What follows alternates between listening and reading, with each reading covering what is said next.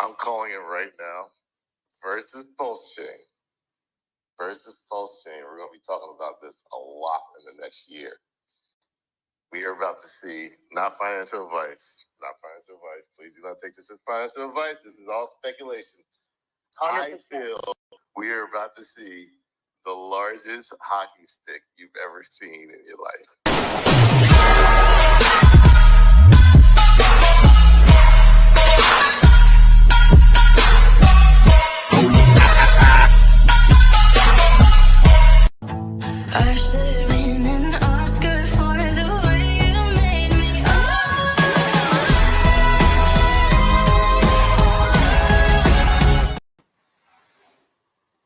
You guys like that intro?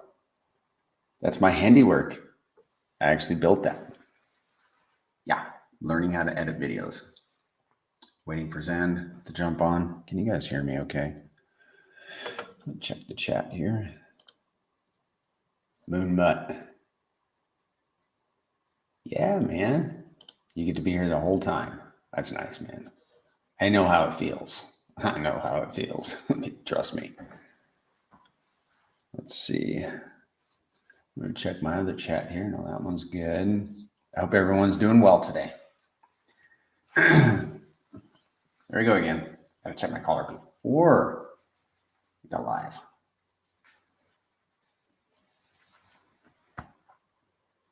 Ten people in here, presumably. Mr. Hayden. Maybe, maybe it's me.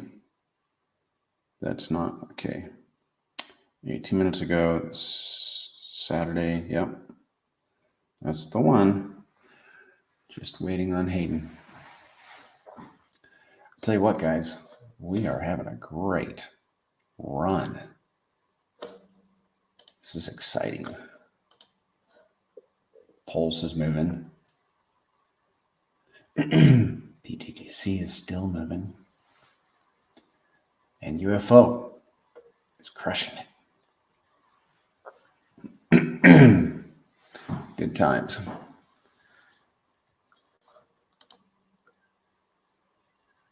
What else is happening? It's the weekend, which for some of us means we get to do no work. I will be working today after this. I am making some exciting discoveries with a spreadsheet. I'm going to tell you what. I need to reach out to Hayden. When Pulse moves, we're going to be very happy campers. Very happy campers.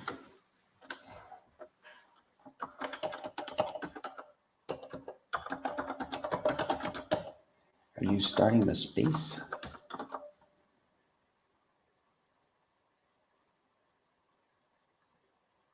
Trying to think. I made it from the correct account. Okay.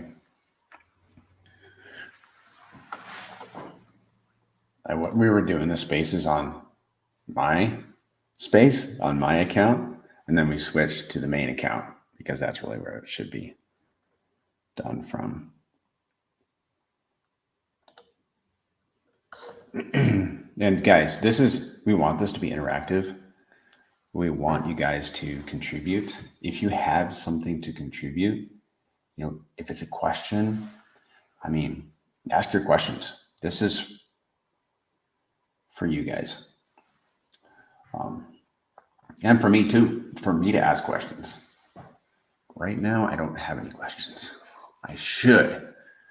I taught my kids to always come to class with a question. Okay, got a new link. All right, well, I got to go to this correct link. All right. Let me go to search. Pulse TGC.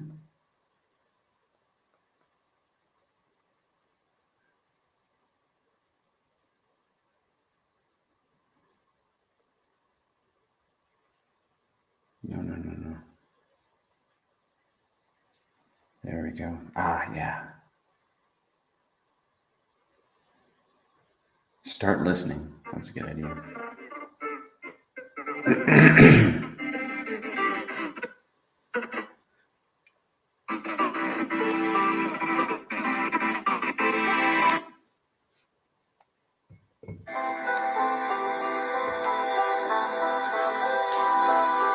Good morning, everybody.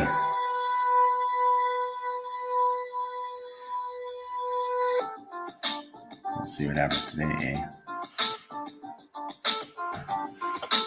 Wonder how we got that mixed up. Crypto Jack is praying for one more dip to get a big bag of pTGC, man. I'll join you in that. What's up, Larry? Banana? Sorry, I had to change the space. The first one, wasn't opening up for some reason. I was just sitting in it empty, and no one was coming in. Oh, really? I could tell something was off. Yeah, it wouldn't let me share it or anything either. I better go to my Twitter and update the space. Yes, please. Give me a second.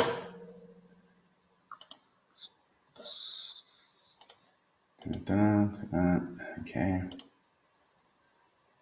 Copy link. Here's the space.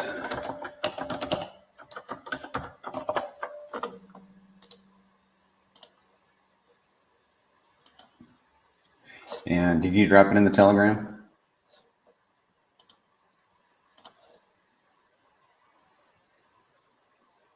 Yeah, I think you did. All right, cool. We're live. We're live on the channel.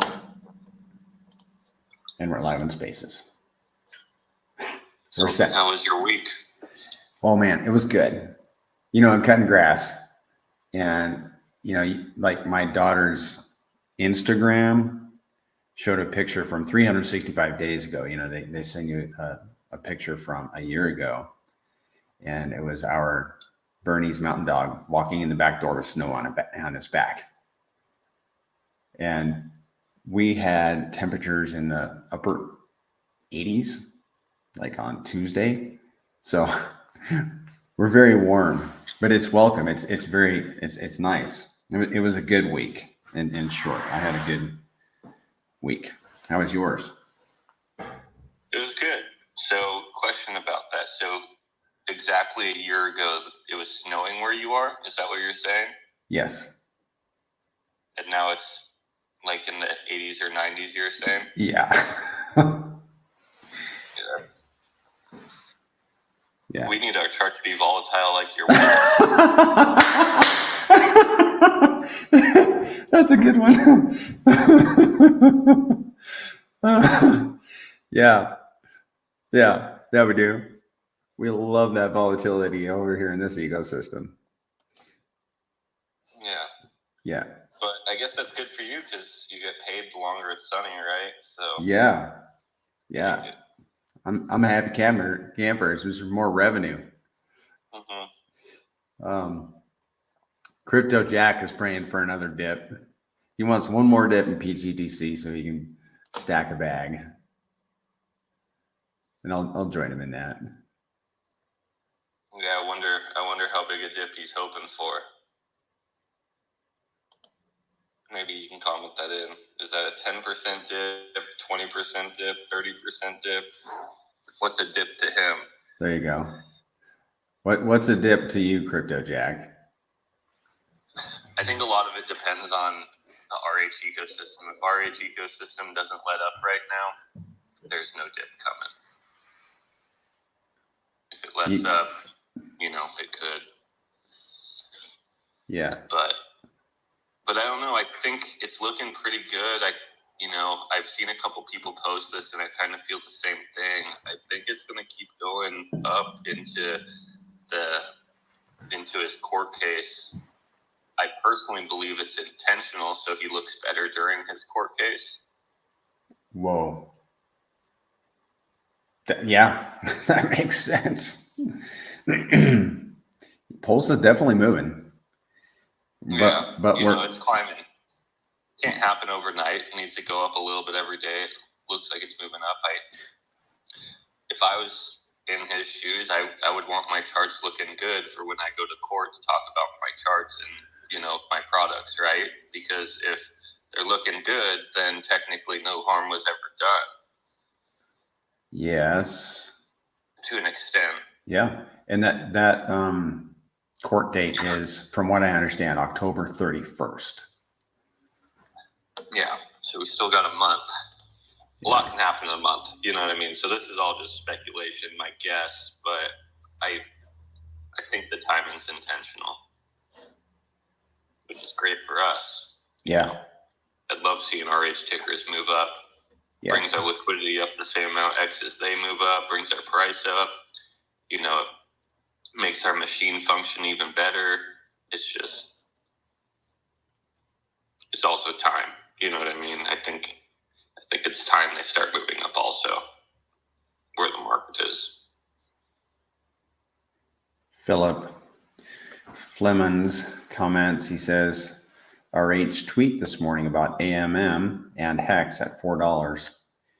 Apparently, he said that people are underestimating price moves because they're not counting for flexibility in things that are paired with other things that are paired with stables. That's an interesting comment. I don't read RH's tweets as faithfully as I should. Yeah, I haven't looked at it either, but I haven't gone through really Twitter yet today. I think I saw he posted just something about Pulse X, not the token, about the DEX itself, kind of just showing off the liquidity in there and stuff like that.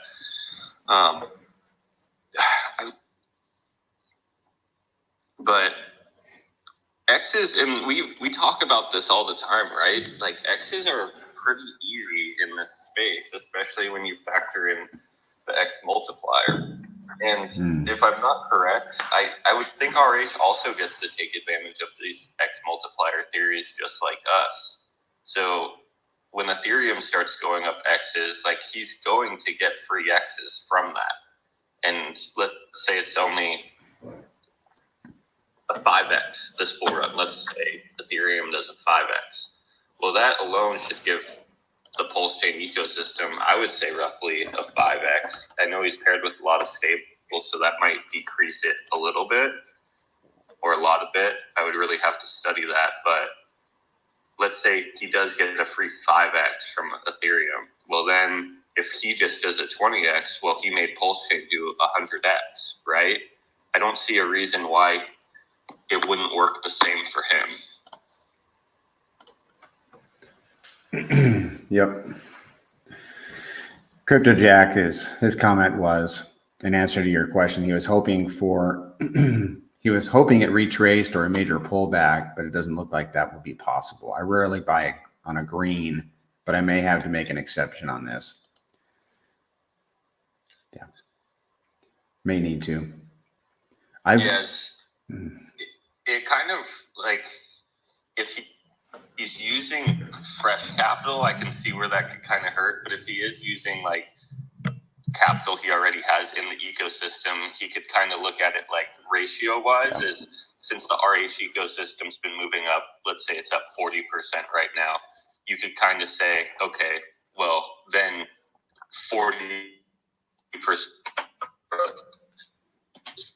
possibly from Pulse Chain moving up. You know what I mean? So and that's why you're breaking up. You're breaking up there. You're gonna have to rewind about 20 seconds. Yeah, what I was saying was it kind of depends on where you're getting those funds from, right? Right. If you're getting those funds from funds that you just did a 40% increase on, maybe it doesn't hurt as buying the green candles because you're buying it with something you had green candles with. But if you're bringing in fresh capital, that's what hurts. But personally for me, I feel like even though there's been a little bit of green on the RH ecosystem, it's still extremely undervalued. So anything that's tied to RH ecosystem tokens heavily is extremely undervalued just for that reason. As soon as let's say RH ELS runs up to SAC rate, which is like a 2x. Well, if that happened overnight, that means overnight pretty much everything connected to it would run up 2x. And a lot of the things obviously would have sell-offs because most things don't have product market fit and they're already completely oversold and people are just looking for their ways out. But the things that actually do have product market fit and stuff like that, the price would be just 2x overnight. So you would lose out instantly on these prices and be forced to buy 2x higher, which, so I kind of look at as long as pulse chain is below SAC rate, anything connected to it's on discount. It's like being in a store and seeing 50% off. Yeah. And speaking of buying green candles when you don't want to, I'll make a comment about nuking 5%. Like I've had to nuke 5% to move pTGC or UFO from one wallet to another. And just because in the beginning I didn't understand what I was doing. And what I've done since, when I made the mistake, I've noted I've done it at least one time. I paid the 5% tax, the fee, and then I was like, you know what? I'm not happy. I'm not happy losing that 5%. Well, I bought it back. I just bought 5. And that's an option for you guys if you need to move your assets. And I've recommended to other people, I've recommended that to some friends, and they're like, oh yeah, that's a decent idea. Have you ever done that?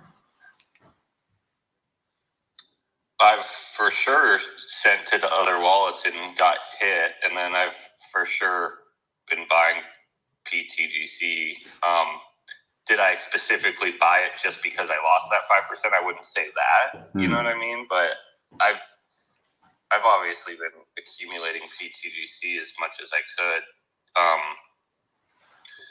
But you know, I think everyone, or not everyone, but I think a lot of people have had to hit that 5% because just sometimes you need to get those tokens to a different wallet for any reason, you know, and it does take that 5% hit. But the nice thing that I like to remember is everyone has to take that 5% hit. So you do lose a little bit now, but you can kind of sit comfortably in the future. Those same situations will come up for everyone moving forward, and then you kind of get paid back. You know what I mean? Yeah. Yeah. Prairie, are we talking about pretty much the security purposes? What's up, man? Correct? No, how are you? I'm good. Can you hear me okay? I can hear you. Is it pretty much for the security reasons, Prairie? Yes. Yeah. Drop down real quick so I can hear you. Okay. I use multiple wallets. I keep my assets on multiple wallets. That's how I do it.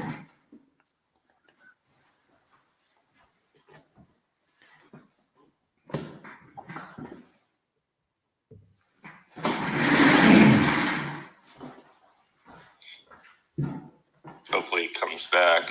Oh yeah, here he is.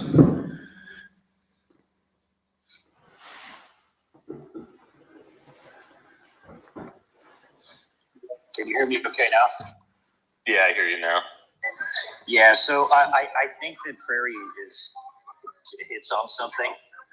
But I would just say, if you purchased a bag of pTGC and it wasn't behind a hardware device or anything like that, just don't mess with that wallet, right? Like take it off your phone, take it off whatever. You have your seed phrases. Create a new instance of MetaMask or Gravity Vault, whatever you're going to use, and use that on your phone, or instead of interacting with the wallets that have larger amounts in them. It's the only real way you get mess with your wallets is if you give away your seed phrase, if you click on something stupid that's connected, it gives them the ability to do it. It's not, MetaMask has never been in quotes hacked. No one's been hacked. It's always somebody giving away their seed phrase, doing stupid stuff, right? Yeah. No, it's funny you say that because my cousin recently just hit me up, and he was in that same exact situation. Has pTGC, and it's obviously been going up. So now that it's up in price, he needs to put more care over the value, and he does like streaming for slot casinos online. Like that's his hobby. Like he likes streaming and filming himself do these slot casinos like some of these influencers do.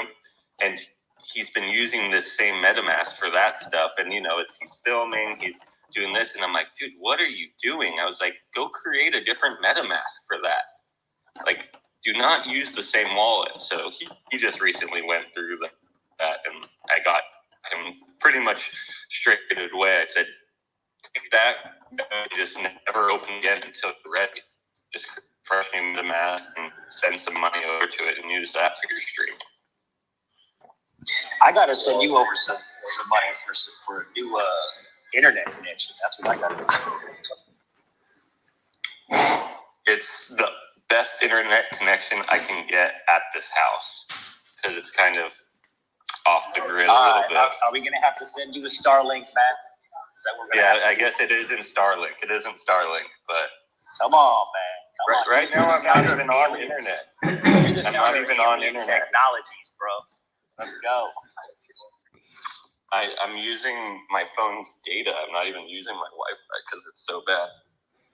Another thing on losing or paying 5% fee is there was a guy in the chat earlier this week, and he didn't want to pay the 5% fee. And then I thought about, you know what?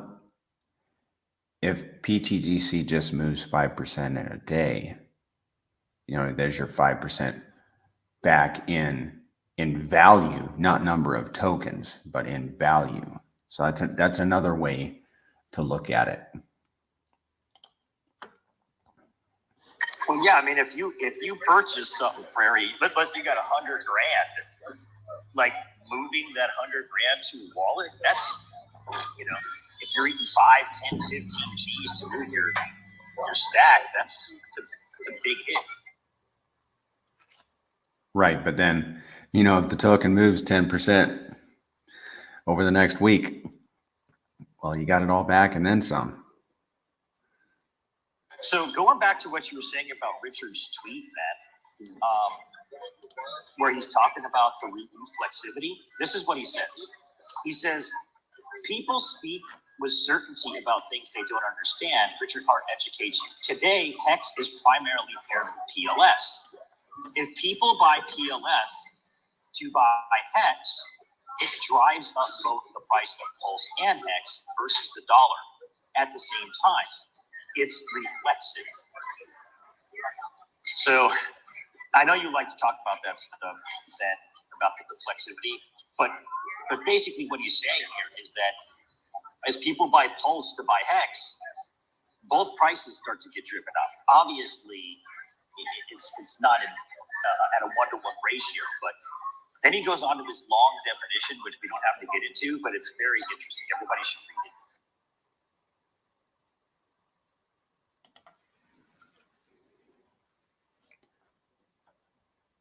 Yeah, Jeff, that's like, one of the main talking points that we talk about every single stream.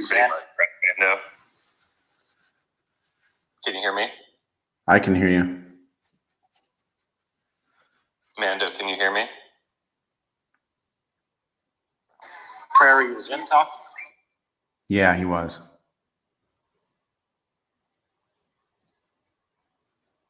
Okay, I think you can go ahead, Hayden. Yeah, so pretty much what I was saying is that he'll drop down and come back. That what Richard Hart is talking about in that stream or in that tweet is literally what we talk about all the time. How we get X's from just people going into Pulse, and then once they drop down and take a portion or that same value into pTGC, we get to double dip. We get the gains of money moving into Pulse, and then we get the gains of that money then moving down into our ecosystem.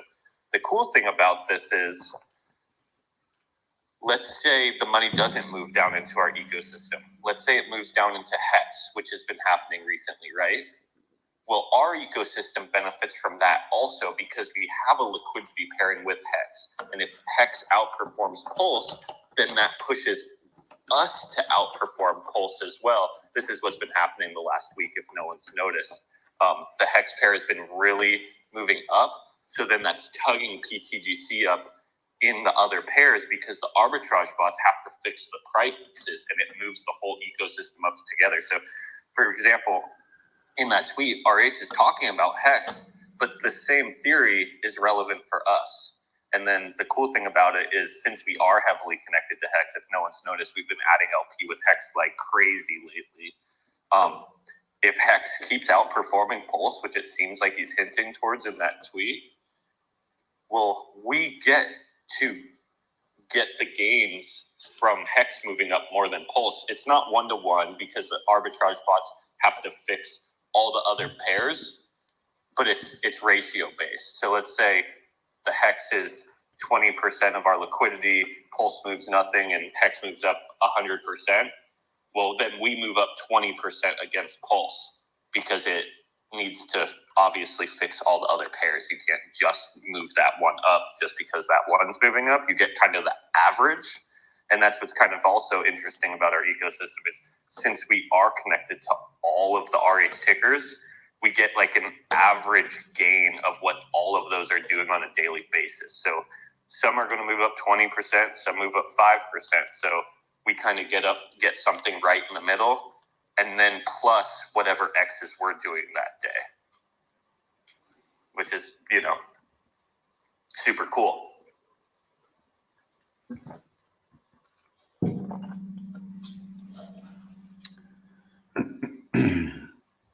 We like super cool stuff around here.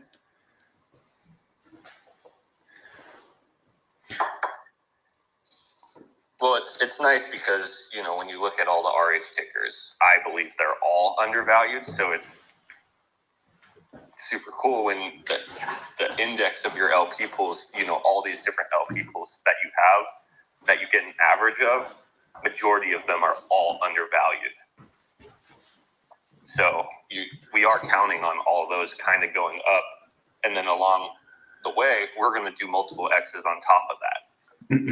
Can we talk about those? Can we talk about those multiple X's? Because I was doing some research on Dex Screener this week, and I'll share with the audience on YouTube. I'll exclude the pair names, but I'll just walk through this. And I shared this with a few of you guys. I shared the image. So this sheet demonstrates how much pTGC has moved against its main pair since November 2023. October was excluded because that was the launch month. It was a huge green month. So there are 8 pairs here. And I have it broken down by percent move. I just went to Dex Screener, put my cursor on the bottom of that, the close on November to the top of the close for September, or where we were earlier this week. And I got a percent, converted that to X's, converted that to an average per month for each token. The biggest X, well, I'm not going to use the names unless you guys want me to, but there was a range of pTGC moving up against these other tokens. One, the highest range was a 25x. The lowest range was a 0.38, but the average was 8. An 8% move against the major pairs that pTGC is paired with over an 11-month period. And I found that impactful and meaningful. And we had, Zen, you and I had some conversation about this, in that we might not see this over the next 12 months just because it becomes more difficult to do X's the more X's you've already done, it becomes more difficult to do more or to do the same. But nevertheless, I found it very exciting. Yeah, and the other thing is you have to take into consideration most of the community didn't get in November. So they're not going to have the same X's as someone who got in November, because the easiest example is take someone who got in at a 500 mil market or a 500,000 market cap compared to a 5 mil market cap. So if the price currently today is 50 million, someone who got in at a 5 mil market cap is up 10x, right? But someone who got in at 500K market cap is up 100x. Right. So it's a lot easier to do X's the lower you get in, and you're kind of factoring that into the equations that most people don't get to capitalize on. It was so new. I was so unknown at that point, still earning the trust of community members and stuff like that. So I know we talked about, if you go from the July to today, we're pretty much making 300% gains a month, right? Or was it three? Yeah, 200% gains a month. Yeah, somewhere Just between 300 2 and 300. 3x. Yep, 2 or 3x. Does that make sense? Yep. Because you kind of want to pick a time that was more achievable for our whole entire community. Yeah, I get that. Okay, that makes sense. Are you there? Oh, sorry. Yeah, I was muted. Yep, I get that. That makes sense.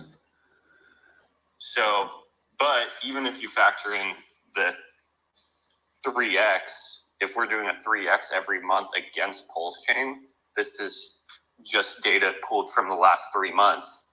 That's still a lot, you know. If you factor in a 10-month period, that's a 30x against Pulse Chain. Yep. Can I share what I discovered as far as the potential ratio? Yeah. Okay. These are all just, you know, obviously looking forward ideas. None of this is guaranteed. No past performance is a guarantee of the future. Just running numbers and calculations of where this could go. Yeah, I'm not obviously I'm not, Pradman is not afraid of moon math. I respect it. And nobody should take this as financial advice. So let's look at this. So, and a lot of this was the seed thought was Steve's video on what Pulse can do this next cycle. And I was like, okay, well, if Pulse is going to do a certain number of X's. Maybe you should touch base on what he was talking about just for the audience if they didn't see it. I'm not able to. I mean, I can't. Can you summarize it real quick? Yeah. Okay. So Cryptographics made a video this week, and it was about how easy it is for RH to actually make Pulse Chain do multiples of X's by pulling liquidity, making the liquidity less, and then the money that he has sitting on the side injecting. And he showed that as he pumps it, if he pulls liquidity as he's pumping it, he can actually do tons and tons of X's with actually very, very little value. This is really interesting because we've already seen him do this in the past with Hex. But the thing that I find very important with this scenario that we have today compared to with Hex is with Hex, RH was on Ethereum. So he only had so many levers he could pull to pump the price of Hex. But now that he has his own blockchain, RH literally has every lever in his hands. He can play Oz. So in my opinion, that creates a scenario where the possibilities are kind of endless of how many levers he is willing to pull to push Pulse up X's, which is, you know, super exciting. Who knows how many levers he will pull and how much value he is willing to push into this thing. That's kind of speculation. But what the video was is it is very, very possible for this thing to go up a lot of X's is really the point of the video that Graphics made. There you go. That was a good summary. And you said what I would be afraid to say. The number of X's. It was insane. So Pulse does a certain number of X's, and pTGC is probably going to do more. And what I did is I actually went back to just like I did with this other, you guys can't see, but down here, I went back to November and I figured out what pTGC did over 11 months. And I came up with 14x, but if you just go back to June, like you and I just discussed, then you come up with a more modest 2x against Pulse. And this is only against Pulse. So if we're starting with a ratio. Well, that 2x is only 100%. I think we came up with 200%. So that's a 3x. Okay, we can do 3x. Yeah. So we're starting with a ratio of 3. And if you project out, what you guys are seeing on the screen is a projection. If you project out 12 months, if pTGC continued to do a 3x against Pulse and Pulse 10x's in that time, the ratio after 12 months would be 1,115 Pulse per pTGC. And you could change the number of months. If you went out 6 months, the ratio would be 557. And that's pretty heavy. And I want to know that as an investor. I like to know what perhaps is coming. We got to get ready for this thing, right? Yeah, I'm trying to check your math real quick because it seems a little high. So 3 times 12 is 36, and we're pretty much at 3 right now. So times 3. So I think it would be 108 PLS to every pTGC. Okay. Is that what you said? Sorry. Well, for 6 months? No, that was 12. Okay, first 12 months. Tell me the math that you're using, and I'll make note of it. Yeah, so a 3x against Pulse every single month. Mm-hmm. So there's 12 months, so 3 times 12, Yep. 36. We currently are at 3-ish. These are rough numbers. 3 pTGC to 1 PLS. So just multiply 36 times 3. That equals 108 PLS to a pTGC. I think you're factoring in the 10x that you included also, but you have to realize is that doesn't change the ratio of pTGC to PLS. That's changing the price. Okay. Yeah. And you came up with what again? 108 pTGC to 1 PLS. But you can include that 10x if you start talking about price, but you're currently talking about ratios. Yes. Okay. I'll revisit that formula for sure. Thank you for that. I've been beating people up all week to try to get an answer because I mean, when I see numbers like this, I'm like, is my math correct? You're the first person to give me some feedback on well, no, you're not the first, but thank you for that candid reply. Yeah, but I guess going into what you're saying is if we do the 36x against Pulse in the year and Pulse does a 10x, that equals a 360x for pTGC holders. So if you take our current price, which I would have to look at it real quick. Hold on.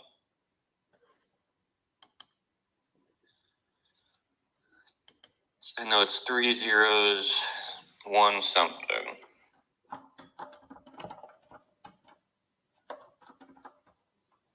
Three zeros, 153.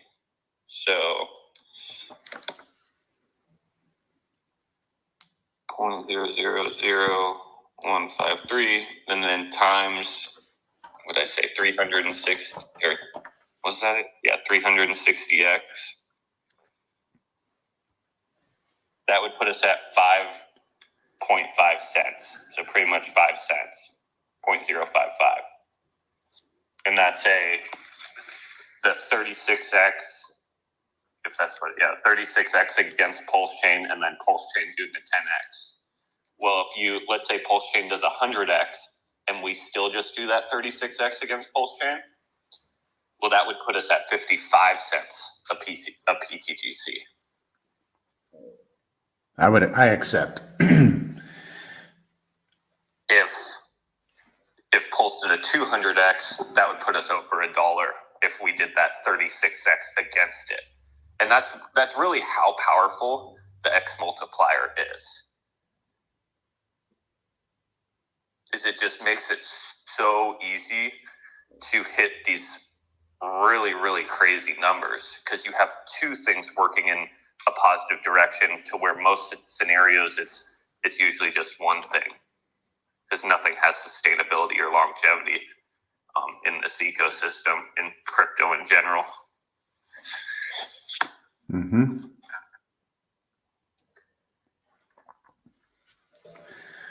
Well, it's a good conversation to have before we hit those numbers. So I've been in the shoes of a guy that was suddenly trying to figure out what to do.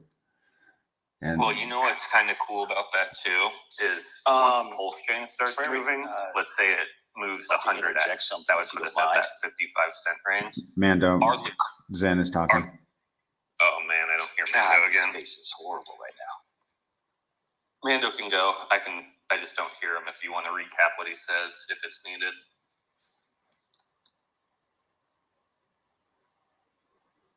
Oh, he dropped down. Yeah, he dropped out. Yep. Hopefully he comes back up. What I was saying is, if Pulse Chain does 100x, our liquidity pools, and if we do a 36x or whatever, our liquidity pools are going to more than 100x. Currently, pTGC has like 2 million in liquidity. So that would put it at 200 million in liquidity, minimal. It's actually more than that, but I'm not going to do that equation right now. You realize that Shiba Inu itself only has like $32 million in liquidity. We would have like 8 times the amount of liquidity of one of the biggest tokens that's ever existed. Yeah, that's exactly what I wanted to bring up. Because I've had people, asking me about the liquidity to market cap ratio. And that's a very important question. Some people taking profits, or some people thinking, okay, well, it's running faster than the liquidity. But what I did yesterday was I looked at SHIB, and I looked at it's a $12 billion market cap with, let's just put it at $30 million of liquidity, right? I think everybody's in SHIB. Everybody could agree. If you're in SHIB right now, you're feeling pretty good, right? You're not worried about getting rug pulled with $30 million of liquidity, right? So I think we ran the numbers yesterday, Zen, and if pTGC went to, it actually was under $1 billion in market cap with the USD valuations of the current liquidity pool just in pTGC. This doesn't even include UFO. If we did enough X's to put pTGC just under $1 billion in market cap, we would have the same amount of liquidity, which is around $30 million, that SHIB has at a $12 billion market cap. That, when you're sitting on that much liquidity under $1 billion market cap, or near $1 billion market cap, there's really, just go do the market analysis on that. There's really no project under $1 billion market cap that has anywhere near that kind of liquidity. SHIB's at a 12 billion market cap with 30 million in liquidity. So if you're staring at a project at $1 billion market cap with 30 million in liquidity, and on top of that, Zen, you also said, and SHIB doesn't do this, and SHIB isn't doing that, and SHIB doesn't do this. Do you want to reiterate on that? Yeah, well, SHIB isn't adding to its liquidity via smart contracts with every single transaction. And it doesn't have a DAO that's adding more liquidity with every single transaction. It doesn't have the tokenomics that pay the holders of SHIB to actually hold up the price of SHIB. The only way someone makes money with SHIB is literally by selling SHIB, or I guess adding liquidity. They can make a very small fee just on the trading volume via the decentralized exchanges and stuff like that. But my point of it is there isn't a machine backing SHIB that's adding more liquidity on a daily basis. pTGC literally has a machine on every single transaction. It's taking a fee and putting more liquidity behind our ecosystem. So when we do get to these levels, like what we were just talking about, $1 billion or more market cap, we will have more liquidity than pretty much the biggest tokens that exist on Ethereum. So the fact of liquidity to market cap ratio, we actually are really, really good right now, like better than pretty much every project on Pulse Chain. It just looks a little spread at the moment because we've outperformed the blockchain when the blockchain was falling, which is actually a positive metric, not a negative metric. That just means we're really, really strong. But what we're getting at is once we get to these levels, or if we get to these levels, I guess I should say, we will have more liquidity by far, not by just a little bit, like 10x the liquidity of these other tokens that are successful. And on top of it, we have mechanics that continue to add to that liquidity with every transaction that they just don't have.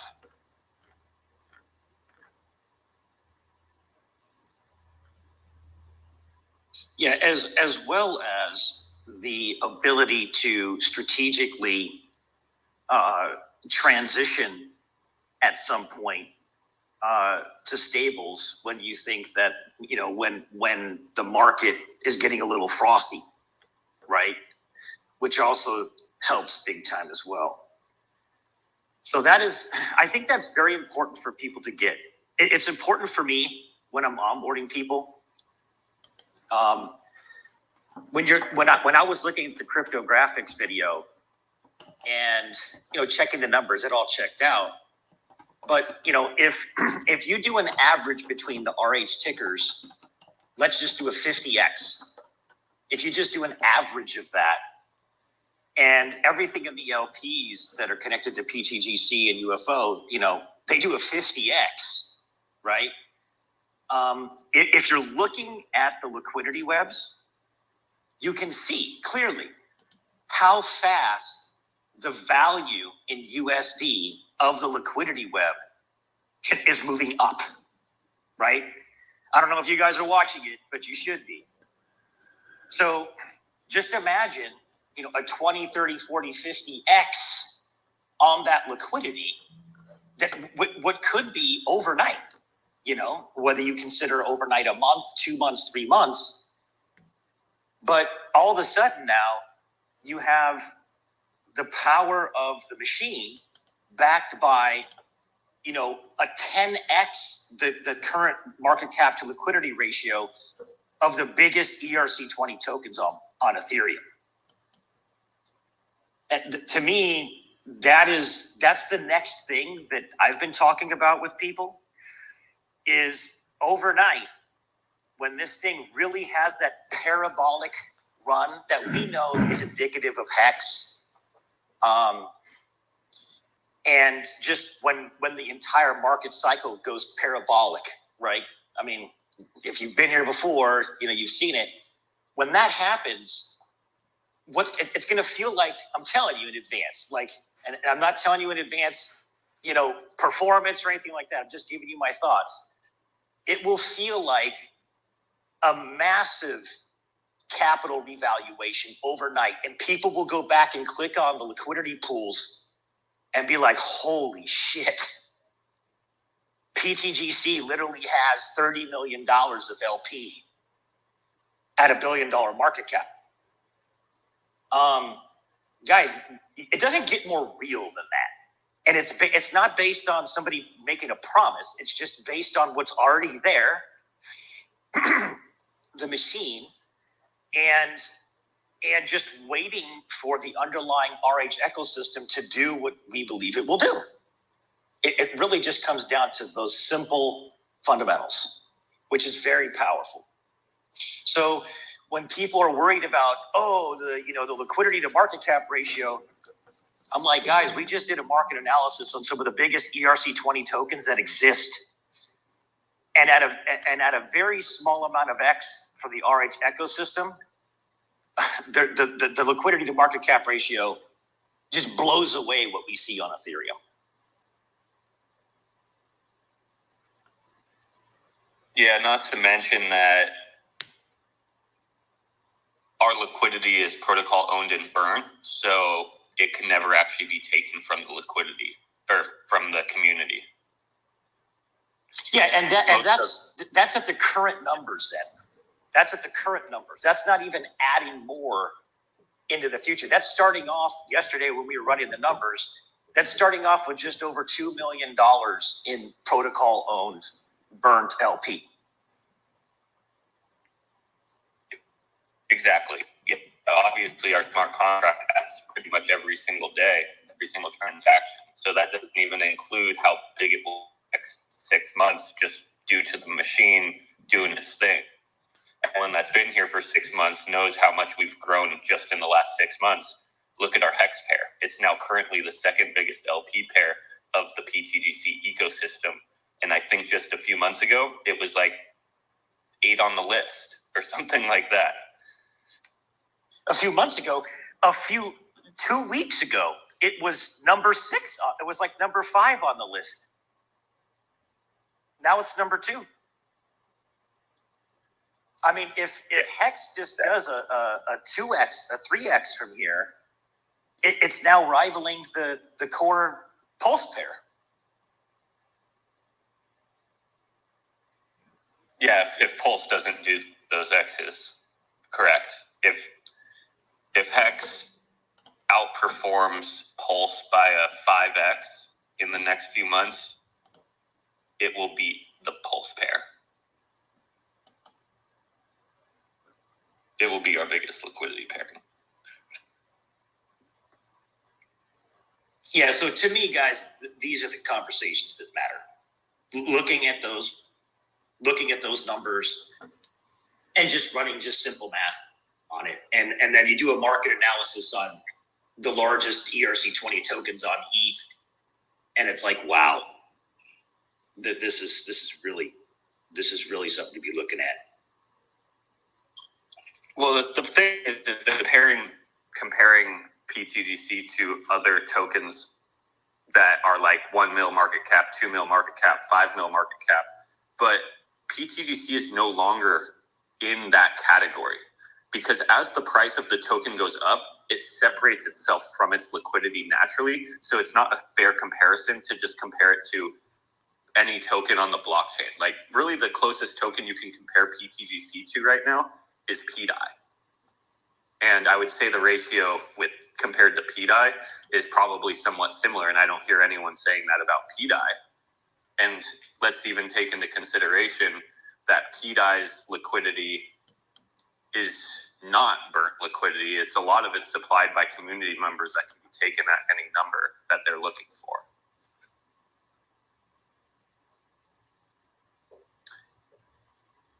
And to take into consideration, our goal was never to compete with the micro caps of the blockchain. 99% of those are going to rise up and then fall forever and never come back. Our goal is to be one of the biggest blue chips on Pulse Chain.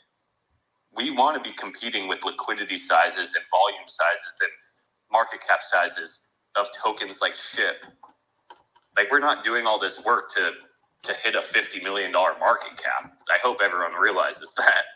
Like, this is nothing. Like, when I say this is just the beginning, this is just the beginning for pTGC. All this work, all this effort, all this time that our community's been putting into this project, 50 mil is nothing. It is literally micro cap still, in our opinion. You got a pulse chain down here at a double bottom still, man. Exactly.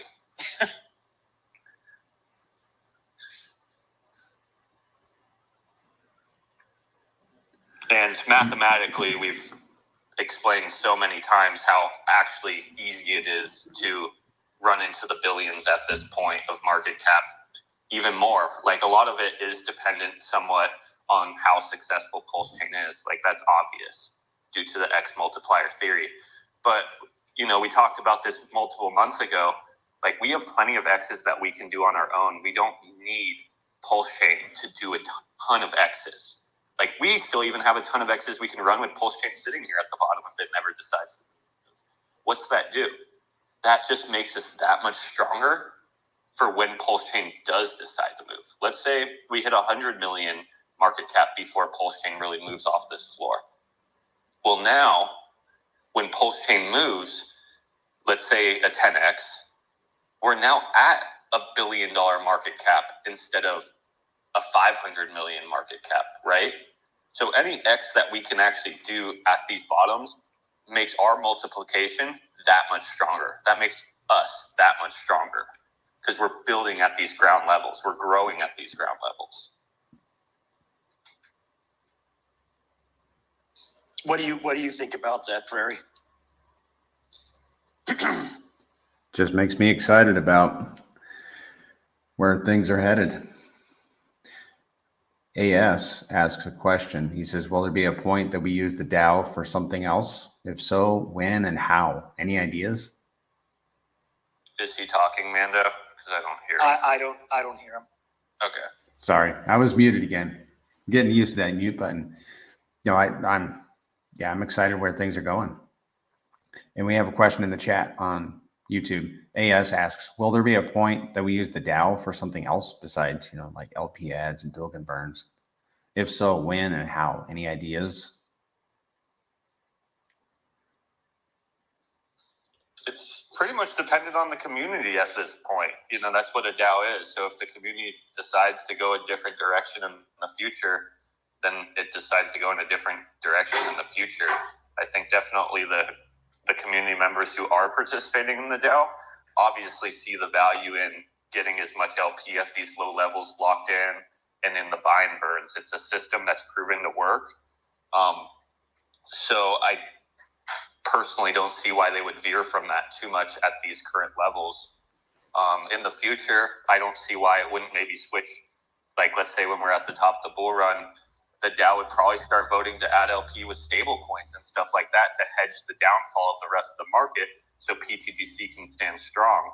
So I definitely think there will be adjustments like that takes place, and that's what's beautiful about the Dow is it can always adjust with the scenario that's around it instead of being locked into just only adding to the PLS pair. We don't want to be adding to the PLS pair when PLS is falling in the downtrend market, the bear market. We would rather be adding LP with stable coins, right? So we can help hold up the price of pTGC. But we don't want to be adding to stables right now because we have pretty much the full run of the bull market to go. But I don't see the community wanting to do much more than maybe little things here or there. But I believe the majority of the time they're going to keep on track because it's proven to work and it's working extremely well. So if something's working, I don't see the need for change. That idea of us pairing with more stable coins is new to me. Can you expand on that and what that would look like for the bear market? Because we know like Hex dropped 99% and the whole market dips 95% basically. But if we manage to pair with stables, how do you anticipate that affecting the depreciation of pTGC? Hey, man, if you handle this real quick, someone just came to my door. Uh-oh. Hope it's good.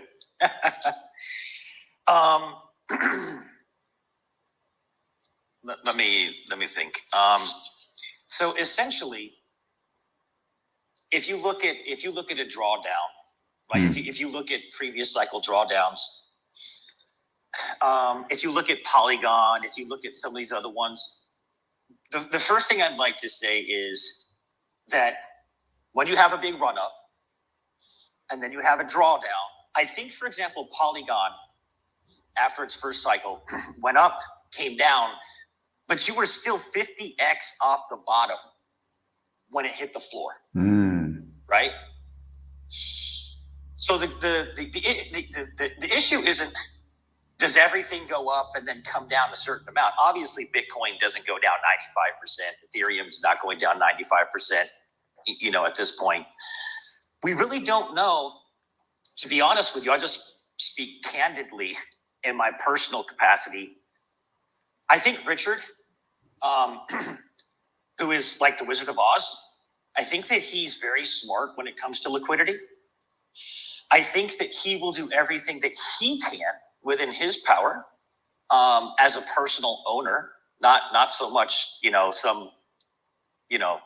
I say wizard, I just mean very smart guy, to recognize a cycle top and then shift liquidity over to hedge the parabolic blow off top, and then hedge the downturn with Bitcoin, right? So the first thing I would say is I do think that we have a very smart liquidity Wizard of Oz type character that knows how to hedge the downside of the bull market as best as personally possible for his own tickers, which is good, right? But when you feel like you have kind of exhausted the bull run, right? At some point, switching a portion of your liquidity into stables, it just simply hedges the downside. So pTGC goes up whatever amount of X.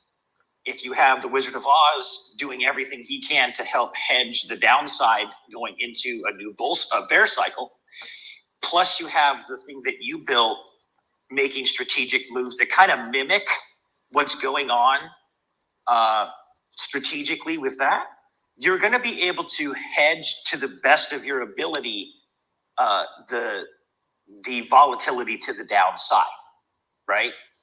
So the point isn't, can you completely remove downside? That's just impossible.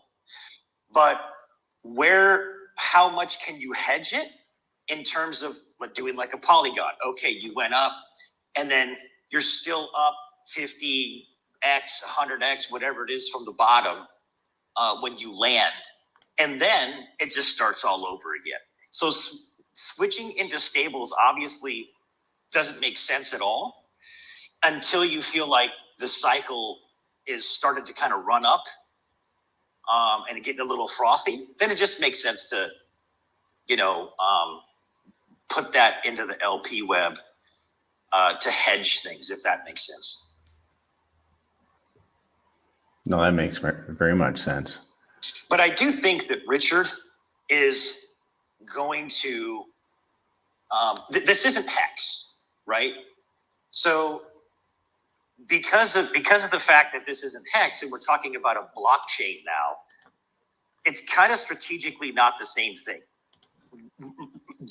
On Ethereum, with the first cycle of Hex, you don't have 90 something plus % of the Ethereum in your wallet,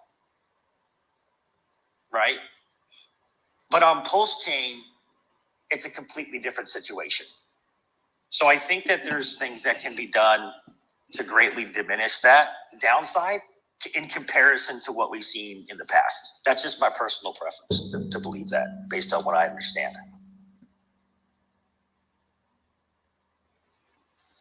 Yeah, not to mention once we do start creating stablecoin liquidity pools and stuff like that, the arbitrage opportunities that we will hit because of those stable coins, because the market will spread from the stable coin LP pools. So the LP pools with PLS, if PLS goes on the downtrend, but stable coin LP pools stay the same, it will create a ton of arbitrage opportunity and volume and volatility for our ecosystem, which then we make money on, which then adds to buy and burns and such, which will help push our price back up as well. So amplify our system. And it feeds our wallets all through. It feeds our wallets, yeah. All through the downturn and the next up cycle. Yeah, and this is more a speculative idea. You know, if PDI is actually what some people believe, and it's going to become a stable coin at some point in this bull market, to where we get all the X's at the top, and then if it stabilizes at the top, and this isn't guaranteed, this is just ideas that people believe are true. I personally hope they're true, because it will work really well in our favor, because we have such a big liquidity pool with it. We would get all the gains to the upside, and then it would stabilize at the top and turn into a massive stable coin LP pool, which then when the market turns down, we would already have locked in a huge liquidity pool with a stable coin to help hedge us against the downtrend, in addition to everything we add with the Dow and swap over. So it would just kind of, and that one isn't guaranteed, right? That one's not like just a stable coin we're adding with. That one, we don't know for sure if that's the plan of PDI. We believe and hope it's the plan, but it's still obviously speculative. Yeah, man. All right, I'm just going to say it out loud. The idea of pairing with stables, I'm just going to say it. That's a brilliant move. And that gets me very excited, because A, you hedge your downside, and then B, like I said, we're feeding our wallets all through that. You know, it makes another pair for us to have volatility with, to give us yield. It's brilliant. I love it. Yeah, and the interesting part is, who in the hell knows how much pTGC coins or tokens, who in the world knows how many will be left at the end of this cycle?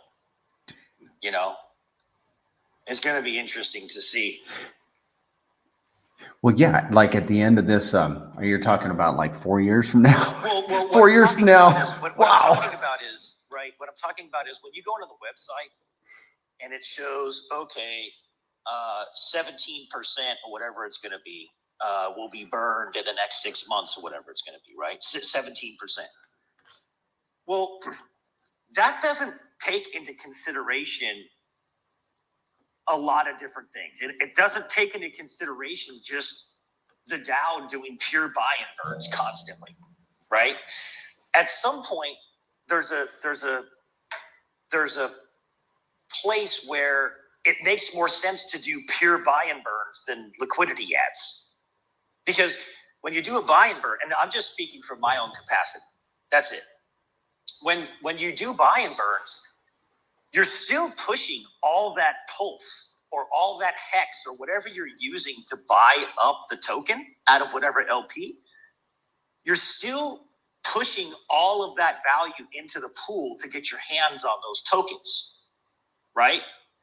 So the difference between an LP ad and a buy and burn is you have to split it in half with the LP ad versus 100% of that pulse or 100% of that hex or whatever the hell you're using gets pushed into the pool. You get to take all those tokens and then burn them out of the market, right?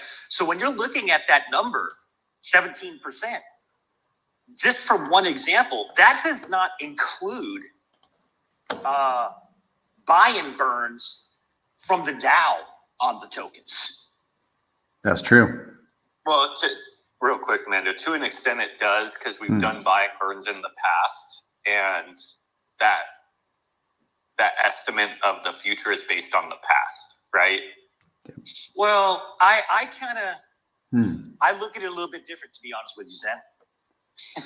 You know, I understand what that looks like, but that doesn't know, based on the amount of volume that actually comes to this protocol and the amount of revenue that comes in, that that doesn't understand or know or have the ability to even quantify the amount that actually can be burned in the future based on the past. That's not taking consideration. It doesn't know that a bull market is just around the corner and the floodgates could open to pulse chain.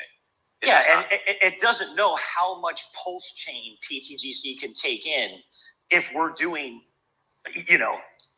millions and millions and millions in volume per day. It has no clue to quantify that. Correct. It's all based off past performance, and since there hasn't been millions of dollars in volume, that's obviously not in the equation. Yeah, so I agree with you, but from that standpoint, if you're staring at my point is I think that when you're staring at, okay, in 6 months, 17% will be burned. I think there's a big multiplier factor that number is going to be way more than that, in my opinion. Yeah, the thing to take into consideration, though, is if we also keep moving up in price really, really rapidly, it will get harder to burn because the price per token will be worth more. So we also have to take into consideration that if price just keeps running up super, super hard, which obviously isn't a negative thing, that's a really, really positive thing, it will become harder to burn large quantity amounts because each token will cost more, which isn't really a negative. That's a positive. I think most people want price to go up. Yeah, but I think the other thing to remember too is the price isn't only going to go up. 100%. There's going to be cycle drawdowns during this run. It's just happening. People will take profits. People will hit the number they're looking for. The pulse chain will have drawdowns as well, which will suck it back. That's actually what I was talking about. Is that obviously pTGC, but pulse chain will have drawdowns during the run. It doesn't just go straight up. 100%.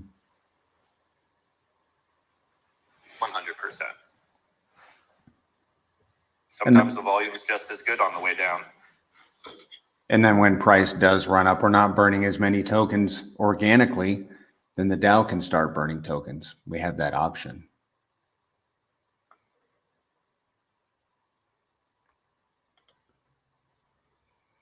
$100% banana is at some point, for an example, right now we're doing a bunch of LP ads with the DAO because RH tickers are literally at floor level. Like obviously they're up a little bit right now, but I still believe they're still at a discount. But once the discount leaves the station, our community might decide, hey, it's better now just to do buying birds. Like, let's just buy up our chart now. RH tokens are no longer at an extreme discount anymore. So that opportunity's door is closing. Like, so it's the deal isn't as good. So maybe at that point we shift and say, right now, it just makes more sense to do buying birds. All that PLS is going into our LP pools anyways, but it's just helping our price more, which onboards people usually.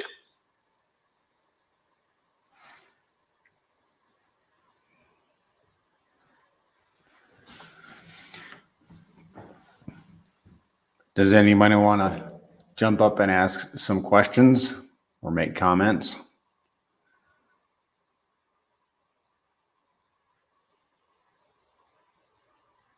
I don't have anyone requesting right now, just so you know.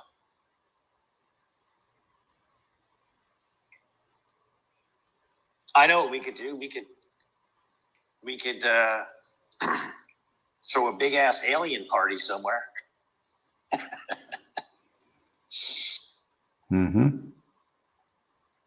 I think there might be a time for that.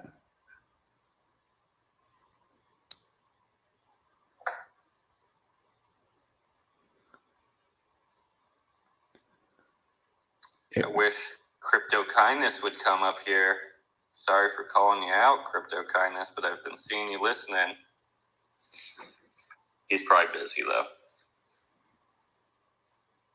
Busy listening.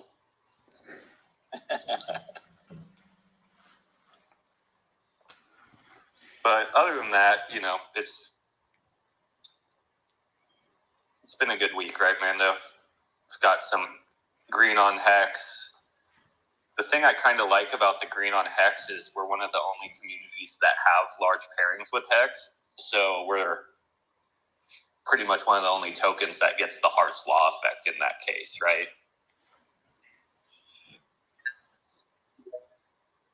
When I was watching Steve's cryptographics video, and we've run numbers before. I remember when that guy, as a matter of fact, there was a gentleman a while back, and many of you might remember this video. It all started to get pushed out there. The guy had no clue what he was talking about. He's like, it'll take $500 million to make pulse chain go up 10x. And like the next day, actually, Richard responded to it and was like, guys, please don't listen to people who have no freaking clue what they're talking about, and just went on to just give a very base level explanation of how X amount would pulse like 100X. I don't know if you guys remember that or not. But that wasn't even factoring in a lot of the spreadsheet details that cryptographics put out there. And just imagine and the first example, it went to, I think, just over 1,000X. If X amount of liquidity at the current levels, it would take X amount, and it went over 1,000X. And then if you remove it, it went up to like a 16,000X. Now these are just like astronomical numbers. But 1,000X is not out of the ballpark on a crypto. We know that. We know that from ETH. We know that from Bitcoin. We know that from all these cryptos. Hex. So when you think about where the current token is, where the current price is, market cap, burned liquidity, the token mechanics, and basically the entire liquidity web is all RH tickers.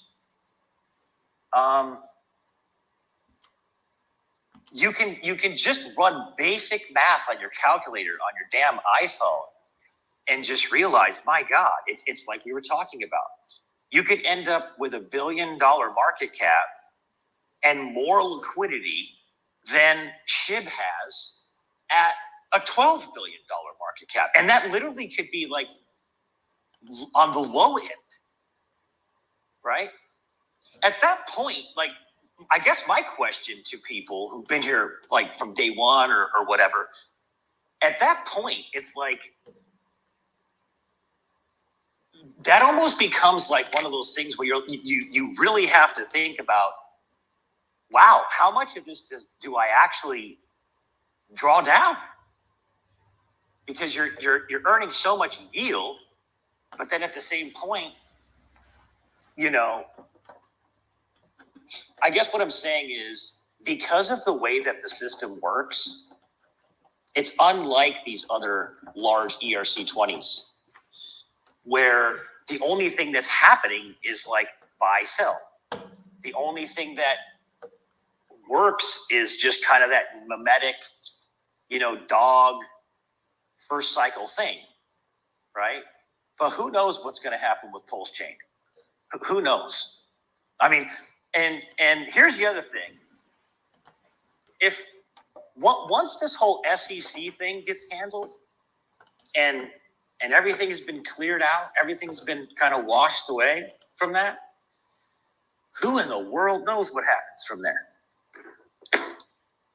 So the fact that you have such a beautiful liquidity web, unruggable, and these mechanics at the low of Pulse Chain, and you can feel the energy now starting to gurgle underneath the volcano. You can feel it. It's just getting very exciting to be involved with it.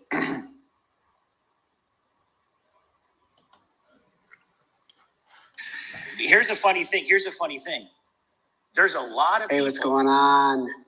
pTGC, thanks for calling me up.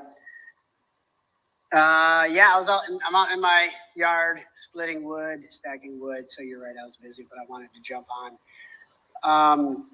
First of all, Mondo, Pulse TGC, kudos to you guys for talking about liquidity and, more importantly, kind of pulling back the veil off of liquidity and pointing out how it works very specifically within the pTGC ecosystem. And also applaud everybody on the call right now who's listening and actually paying attention. Understanding liquidity is really going to be y'all's ticket to being successful in this bull market, because so much of what happens with the coin pumping, dumping, all this type of stuff is related to liquidity. And if you know what to look for and you know how the games are played, you know where the booby traps are and where the winners are. And so the fact that the founders of this token are just as transparently as possible saying, we want you to look at our liquidity. We want you to understand it. We want you to know why it works in your favor. That's really all you need to know about who's behind this project. Very transparent, very honest, very integrity driven. So applaud you guys 100%. The one thing I would like to learn more about is ratio trading. I know that there are ways that games can be played, and often are in the liquidity game, with using different ratios to pump coins. I know it's been discussed. I think I see B Roots on the call now. He's mentioned it before about how when RH gets to a certain level, he can use ratios between pulse, between hex, between pulse X to actually drive price action. And what I'm curious about is, with the current liquidity setup within pTGC, is that something that A, can be done, or B, will be done automatically with the ARB bots chasing profits and whatnot? I'm just trying to learn a little bit more about that, and if that's answerable. I don't even know who to throw that to. Maybe Pulse TGC, Mondo, B Roots, if you're on and able to talk, I'd like to learn more about that.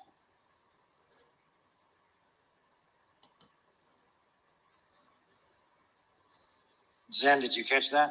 Yeah, I did. Thank you for coming up, Crypto Kindness. Haven't heard your voice in a little bit, so it's nice to hear you come up. I'm personally not a trader at all. Like, if anyone knows me, I'm Dead like the silence. opposite. Did anybody hear me? Why don't you drop down? We hear you, but if you can't hear Zen, why don't you drop down and come back up? We'll bring you right back up. Might be having connection issues.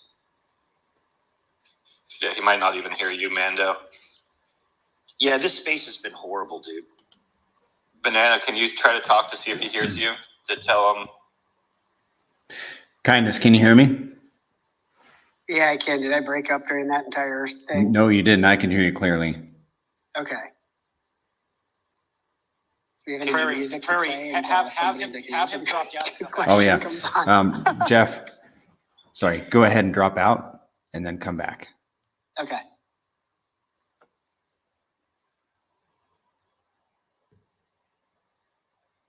Yeah, I'll wait for him to come back before I answer his question. There you go. To my best ability, since it was his question. Real quick, he's listening now. So, Crypto Kindness, if you want to come back up, you can. Okay, here. He's coming back up. There you go. Cool.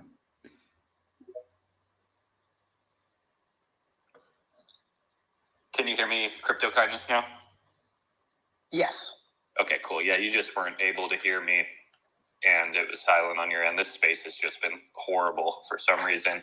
But what I was saying, so right off the bat, I just want you to know I'm like the opposite of a trader. That's literally like the last thing I do. But the one thing that pTGC is built a lot off of is ratios. So everything in V2 liquidity is literally just standard ratios. 1 pTGC equals 3 PLS, 1 pTGC equals 51 hex. Everything in liquidity is literally just ratios. If hex moves up, pTGC moves up, because that ratio doesn't change unless someone's swapping in those liquidity pairs. Pretty much what arbitrage bots are designed to do is to recognize unbalanced ratios and then fix them. That is their whole purpose of being on the blockchain, to not only make the market and fix these prices, but then on top of that, to make money. You know, that's obviously what they're doing is they're making a little bit of money because they're fixing ratios. And then pTGC's design is to charge these AMM bots for fixing the ratios, because normally they do this free of charge.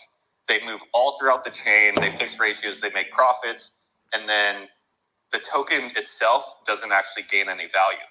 But what we noticed is if you can make it to where a portion of that fee goes to actually supporting the token's value and the holders of the token via reflections and rewards, it creates a pretty awesome system where price continues to kind of go up against the blockchain itself. And that's what you see with pTGC and UFO. So for me, I'm not a ratio trader myself, but I know that trading is a big part and market making via ratios is a big part of a blockchain. So we did incorporate that in the design of the token, but not necessarily, I believe, for users. I do believe some users do ratio trading and do just trading in general, but I don't think that was the main intention for the protocol, besides taking advantage of what the arbitrage bots are known to do. And they're going to ratio trade, they're going to fix prices, and then we make value off of that.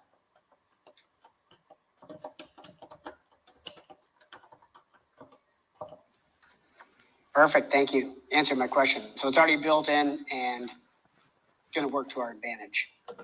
I love simple answers. Yeah. And then I guess other than that, on Pulse Chain, if you are a ratio trader, it obviously is a great place to do it. Maybe not with like fee-based tokens, because then that obviously creates a bigger gap that you have to meet to make money.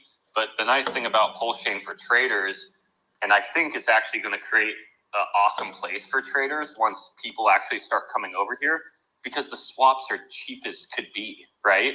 If you're a trader and you're trading like just ratios of PLS to stables or PLS to hex, and you're just looking for these opportunities, you don't need to factor in gas fees really anymore, because you just need a profit of over 2 cents and you're good. And I think once people start to realize this, I honestly believe a ton of actual traders are going to come over here to Pulse Chain, because we have all the ERC20 still. Like, Ethereum price over here is pretty relevant to the price on Ethereum, the wrapped version. So they can actually take advantage of the same trades that they're going to kind of take advantage of over on Ethereum. They can take advantage over here, but what's the difference? They're not going to be paying $20, $50 for the swap. They're going to be paying 2 cents, 3 cents for that swap. And it can really give them an edge up against other people if they're making a lot of that money for themselves. But I don't think that's really relevant for our ecosystem, but I do think it's going to be good for Pulse Chain in general, because I think it will onboard the traders of cryptocurrency, right?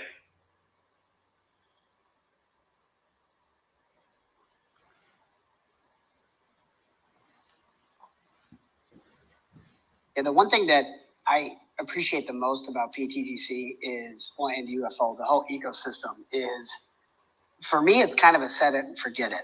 I don't need to worry about the price. I don't need to worry about the action. And I'm not tempted to trade, because I know already that those ARB bots exist. They're trading, and I'm benefiting from all those trades because of the taxes that are paid into the DAO. So this is, to me, it is the simplest 500x, whatever each individual person thinks it can do. Because for the next, 14 months, 18 months, something like this, I don't need to worry about catching tops. I don't need to worry about catching bottoms, because I know that I've got this army of ARB bots that are doing that for me, and we're all just collecting the tax that is being paid for those ARB bots to take advantage of those trades. So it's super fun. I mean, we can talk about it for 18 months, but I don't need to do anything. I don't need to trade. I don't need to worry about the price. I don't need to worry about, the next best thing coming out, the NFT launch. I mean, there is no NFT launch, in case you're listening. It's just, that's a lot of the games that other protocols play. It's just sit back, talk to some cool people, and watch the beautifully designed protocol do what it's supposed to do. So it's easy. Thank you for making like Pulse Chain easy and fun, and I can sleep at night just knowing it's slow but steady passive income. It's really awesome.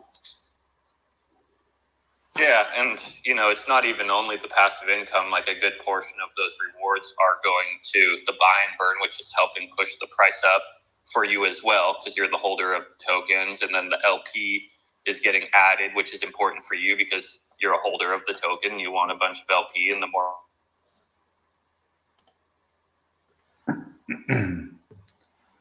We lost you, Zen.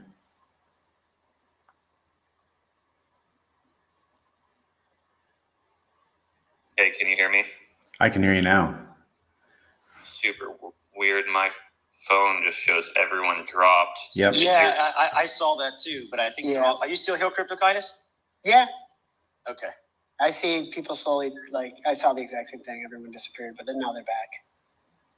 Yeah, I hope it didn't kick. Okay. Yeah, so what I was saying, God, I forget what I was saying now. Oh, what I was getting at is, the fee-based structure isn't only going to the APR. Like the APR is super, super nice to know that you're holding and getting APR, but usually in crypto, the APR is just the cherry on top. What's the most important is the X's, right? So you have a system that's generating you X's technically, like it's helping the price go up, and you're making APR at the same time. So once you do 100X, well, now you're earning APR on 100X, not just your initial investment, right? And that's something you really don't see in other instruments out there. Like you get one or the other usually. You don't get both. And that's what I think is super cool about this, is you're kind of getting both situations.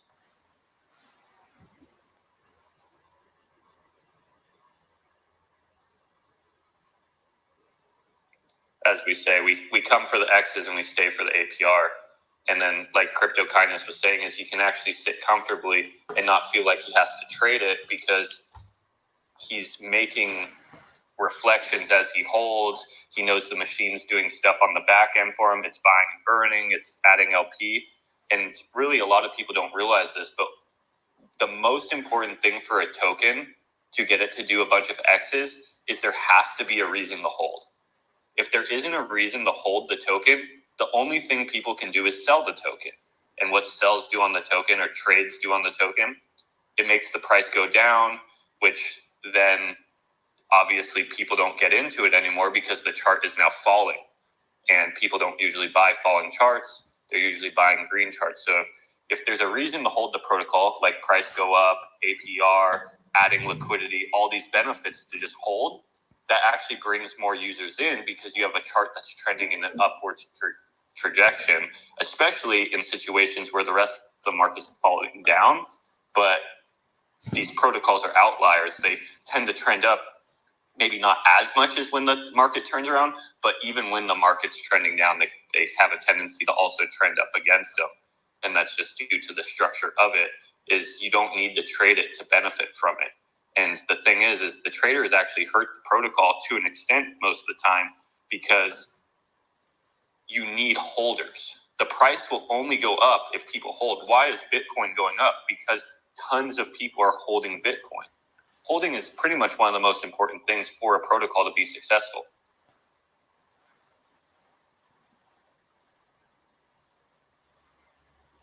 Yeah, that's why to me, this is just me, right? You got to be absolutely crazy to sell your bag of pTGC on an innovation like this, on a blockchain like this, without leaving yourself a nice moon bag. If you're the guy that just has to sell, it's like B-Roots always talks about, man, always leave yourself that moon bag, because you can be looking back and you can look back and say, holy shit, why in the hell did I not leave myself a bag? But in terms of looking at what this is compared to everything else, CryptoKinus, it's true. Where have you had more transparency? Where have you had all of the money go back to the holders?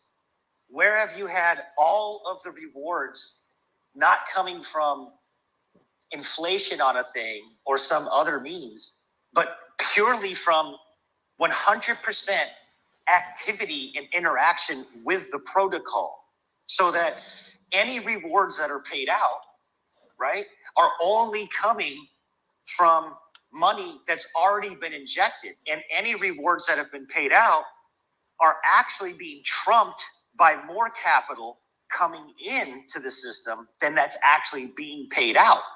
Because, as you know, 2% of the fee, only 2% of the fee is actually going toward rewards. A large portion of those people who own tokens, I think currently like 20-something%, aren't even staked, which means that stakers are actually earning more of those rewards. But 3% out of the 5 goes directly toward the LPs, goes directly toward buy and burns, goes directly toward recapitalizing anything that's leaving in terms of rewards. That's a very big piece to me in terms of, where do you go to see rewards being paid out, but those rewards, A, are only coming in from actual new capital coming in, and B, those rewards that are being paid out actually aren't as much as what's actually being put back in. Then you have the audits, you have the burned liquidity, you have everything that you look for in terms of characteristics in something that is legitimate, right? All in one place at the bottom of Pulse Chain. I mean, we speculate. We're speculators here, But you can speculate in a very intelligent way, looking for all those characteristics that you look for in a speculation, or you can speculate in a complete degen way, which is totally fine. I just look at pTGC like the most intelligent, speculative environment I've ever seen in crypto, to be honest with you, on a new chain. Not only is it on Pulse Chain, which is highly speculative, but it's also something that's very unique in the sense that if you understand how these systems work and liquidity works and the pairings work and how the price goes up, the X multiplier, understand it. That's why you say you sleep at night good, looking at the protocol. Yeah, 100%. You explained it really well there. The other thing that I love that I know people know, but I don't think they recognize the value of that. Every time we see the post on Twitter, another 30,000 hex, another 300,000 hex added to LP, PLS added to LP, all these things, each and every one of those LP ads is burned.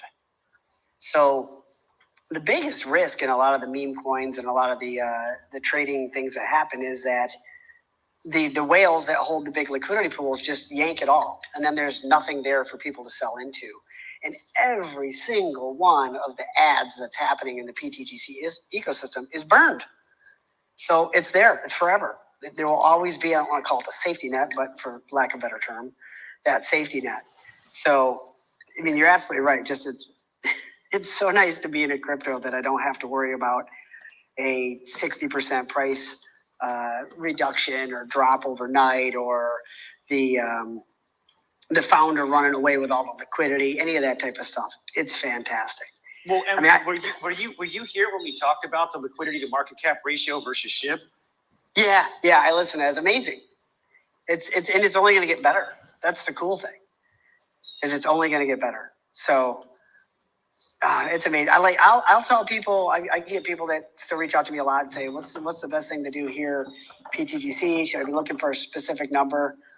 I just say the best thing you could do right now is close your computer, lock your ledger away for 12 months, and don't look at it because it's going to do its thing, and there's no need for you to worry about it.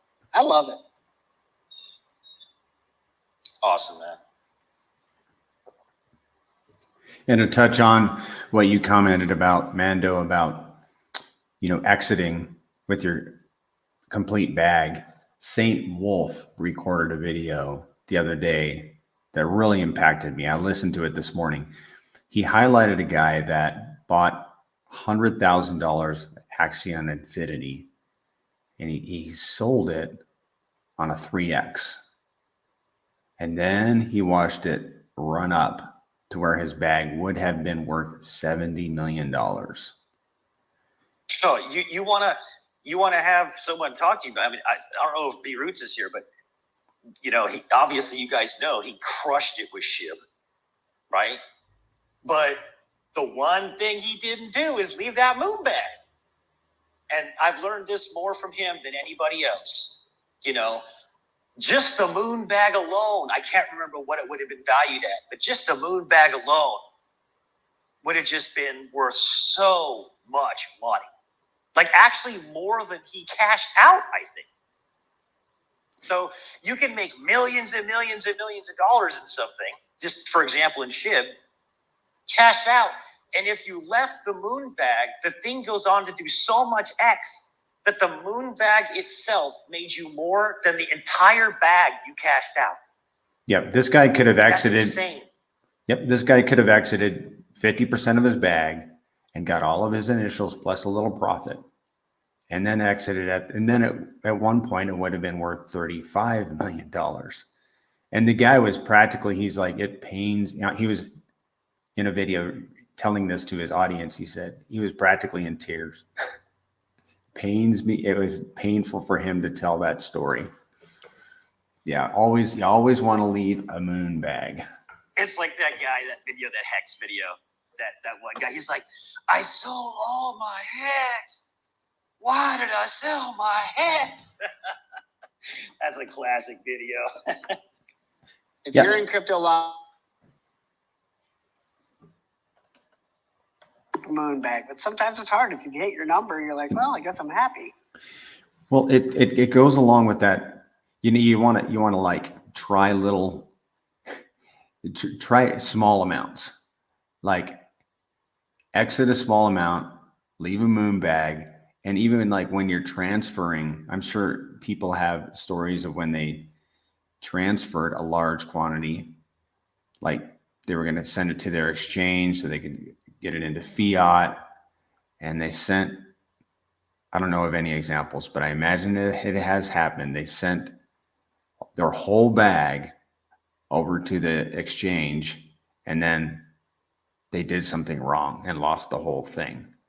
So what I like to do is I send a little test. And when that works, then I'll send the rest. It's crypto. So our decisions are extremely impactful, and we have to be careful of that.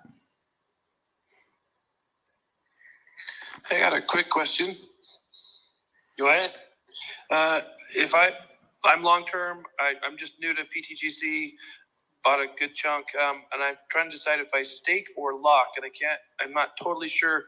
They're both positive. I want to do one or the other. If I'm longer-term thinking, is locking likely to give me a better return over time? Yeah, well, there's no question that locking will earn you additional rewards. I don't know if Prairie, you have an update on what those are, but I think it was an additional. What was it on top of it if you're locked? Yeah, give me a second here. Okay. Well, real quick. We'll try to give you some numbers. Sure. I'm holding $1 million. I'm holding $1 million pTGC. Perry, just hold on just 1 second. Zen's trying to say something. Yeah, real quick, Zoo, just so you understand how the locking works, is you can't do one or the other. You have to be staked to lock. So you can just hold, and if you decide to stake, then you can stake, and you're still holding and staking at that point. So you make both those rewards, and then if you decide to go a step further to lock, now you're holding, staking, and locking. So there will never be a situation where just staking pays you more than locking, because you're going to make all the holding rewards, all the staking rewards, and whatever the additional locking rewards are on top of that. Just to clarify that. That's a piece I was missing. Thank you. So I got to stake first, and then I have the option to lock. Yes, you cannot lock without staking. You have to kind of go up in levels. That makes sense. Okay, and to give you some idea of what you can earn for locking, I have a million pTGC in a wallet that's like a test, and it's staked, locked for 10 years. It has earned 12,000 pTGC in reflections, 12,000 for staking, and just a fuzz more just for staking. But then 6.5 thousand for locking. So about half for locking. My advice when people are considering locking is proceed very deliberately. You know, you want to think about it, counsel with some people, ask like you are right now, asking questions, think about it overnight, maybe even a week. Because once you lock those tokens, if you decide that you made a mistake and you want to unlock them, you're going to pay a 30% penalty, which goes to all the other holders, all the other, not holders, lockers. Yeah, I think though, like, obviously you want to make your decisions personally, whatever's good for you, understand what you're doing. Mm-hmm. But to just get down to the skivvy of the question, you're looking at on a percentage basis with those numbers, Perry, you would be adding an additional, 35% in rewards, something like that? Yep. Yeah, exactly. Yeah, so you get your holding rewards, you get your staking rewards, and then if you lock, you're getting about 35 to 40% additional on what you're getting in as a holder and a staker. Question for the group. Locking rewards, those are only paid to other people that lock if somebody unlocks early. Is that correct? Or That's so correct. if nobody unlocks early, there's no rewards paid out. Is that correct? That's correct. Okay. Locking rewards are 100% paid out by early and locks.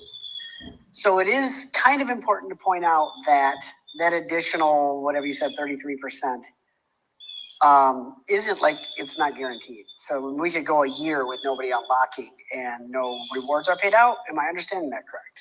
Well, technically, yes, but that's not indicative of the actual numbers when we run them, right? No, of because course. because what's happening, crypto, is obviously as the X's continue to go up, people that are locked are in so much profits, they just don't even give a shit that they're that they're taking that 30% hit. It's the same thing with early end staking with Hex, right? Yep. So Yeah, that I number is understand just that. indicative of the average over the last 10 and a half months since we ran those numbers. That's kind of what it is. But technically, you're right. Like you could never get a locking reward if no one ever early end locks. And I mean, unfortunately, Prairie could even say that like people make mistakes and they lock on accident, unlock, and don't know there's a 30%. Those things happen. I just like to caution people that there's no like guaranteed upside to locking. There you go. Even though we all know the market well enough to know that people are going to take profits. If they're up 10x, they don't care about a 30% penalty, this type of stuff. So just know that, Zoo, that it's not like you're going to get this guaranteed 33%. Sometimes you'll get a ton, sometimes you'll get nothing. Speaking personally, I remember when Pulse ripped and pTGC hit its first all-time high. Shortly thereafter, a lot of people were taking profits, and I made significantly more in locking rewards than I did anything else. There was a small 2 to 3 weeks window of time when there was a lot of people unlocking early because they had just smashed probably 100x, and they were happy to get out, and I was happy to earn their penalty for doing so. So it ebbs and flows. Yeah, and I guess to add to that, the most important locks for me to be cautious about are the ones over 90 days. I have 90-day locks, and one of the reasons I like those is I can leave that pTGC in the lock even though the lock has matured after 90 days, and I still earn the rewards. And then when I end those locks, I benefit the system because I'm burning 45% of the pTGC, which helps everybody and myself. Yeah, I think I think it's important too to talk about that. What actually happens when people do end that lock? 100% goes to the lockers in terms of the 30% that's taken out.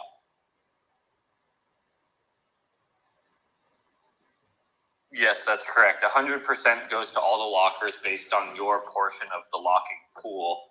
So let's say you had 5% of the entire pool because of the amount that you locked. Well, then you get 5% of that pTGC that gets distributed to all the lockers. But then there's another part of the equation. When you claim, it then takes into consideration your tier. And like Banana was just saying, he's tier 1 with a good portion of his locks, which is the 90 days. So he will only get 55% of those pTGC. The other 45% will go to the dead address. And as he was saying, is he's okay with that because he's contributing to the buy and burn of pTGC, but then also earning additional rewards, and he didn't risk that much. 90 days was, for him personally, it's different for everyone. It was easy for him to wait that 90 days, and now he's fulfilled his 90 days, I think he said, and he can remain in that lock and still continue to earn the rewards with no penalty. Like most other locking and staking contracts, there's a penalty if you don't withdraw after you fulfill your timeline. With this ecosystem, we don't want to push people out of locks. We want them to stay in it so that we don't penalize them for staying in it longer than they agreed. We want them to stay in it longer than they agreed. We just create a minimum pretty much. So I think another good way of articulating that is that if you're in a lock that's not the full 10 years and you early end that lock, right? A nice percentage of the tokens that come from that 30% principal penalty goes straight to the dead address. So even within the locking part of the protocol, you have essentially a burn mechanism on the tokens as people are early ending their locks, dependent on and contingent on how long they've locked out. So in that example, if somebody's out 90 days, right? Like you said, 45% goes to him, the rest, or 45% goes to the dead address. It's very powerful. There's a lot of things in this protocol that just continue to burn the tokens out of existence, which just continues to make them more scarce and your tokens more valuable against the underlying liquidity in the liquidity web constantly.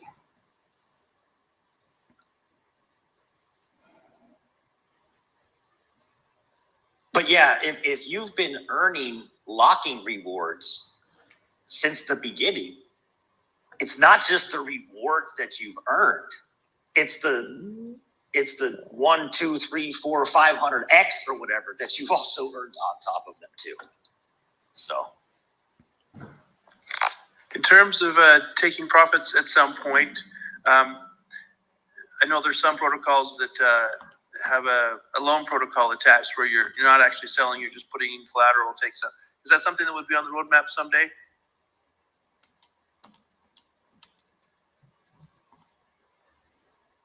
I mean, as far as I know, Zan, you want to answer that?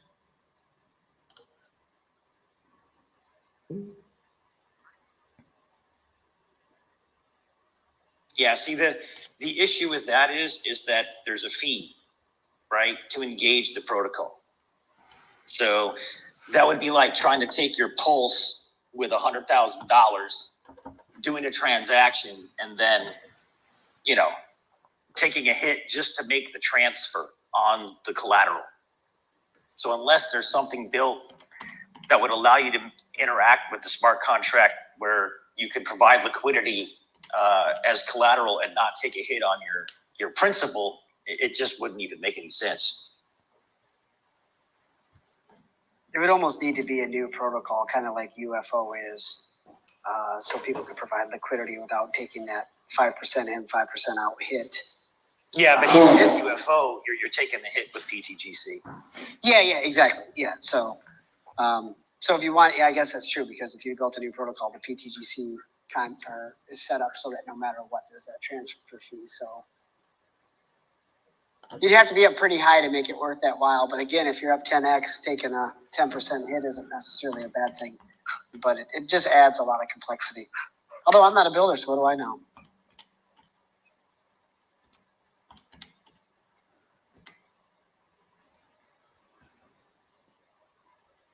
Although I think that leads to a good question, which, to Zen is there plans to build more for the pTGC ecosystem? Not that I think it needs it. I feel like everything is perfect the way it is, but people like new things. Anything? Yeah, I guess real quick for the zoo. Sorry, I was talking to my wife right when Amanda was asking me to touch base on it. As far as that goes, I'm currently not working on something like that. Obviously, it's probably possible. We have a little bit more of a hurdle just based on the fee structure, to where it might not be as appetizing to do that for people compared to a non-fee-based token, correct? So who knows, what would be built in the future. I'm currently not focused on building it. Someone else might build something like that, include pTGC in the build out of it. Who knows what comes in the future. But like Mando was saying, that's the thing with fee-based tokens. If you use the fees for good, they're actually really, really strong and pretty much create up into the right chart if designed properly. But then you also run into hurdles with building on top of it, because fee-based tokens are difficult to build on top of because you can't get around the fees, right? So then it creates hurdles of building on top of.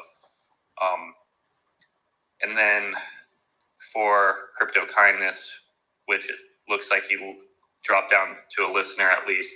Right now, I'm currently not working on building any additional protocols. I think pTGC and UFO are very, very well-designed protocols that have a lot of utility and a lot of functions that I'm still educating people on. At this point in the bull market, I feel there's tons of new people coming into Pulse-Chain and that are outside of Pulse-Chain that need to be educated on the machine. And that's kind of what I'm spending my time doing right now, is educating people on the two projects that already exist. And I think that's enough. Who knows what comes in the future and what I figure out and decide. But right now, I feel like where Pulse-Chain is at this very bottom, and the products that we have in our hands, I think the products are undervalued and they still need to be taught to tons and tons of people. And I think that's the most important thing for me to work on currently, is just the educational side of teaching people about these products here on Pulse-Chain and educating people on Pulse-Chain as well.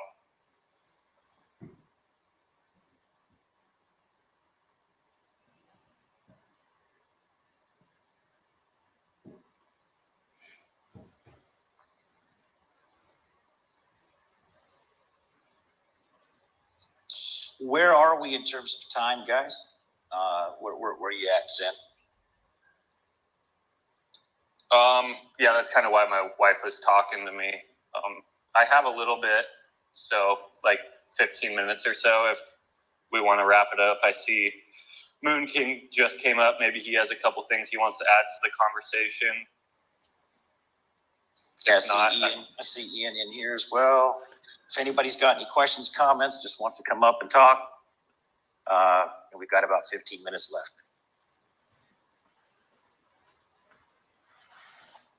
And Crypto Kindness, thanks for coming up, man. Appreciate your input.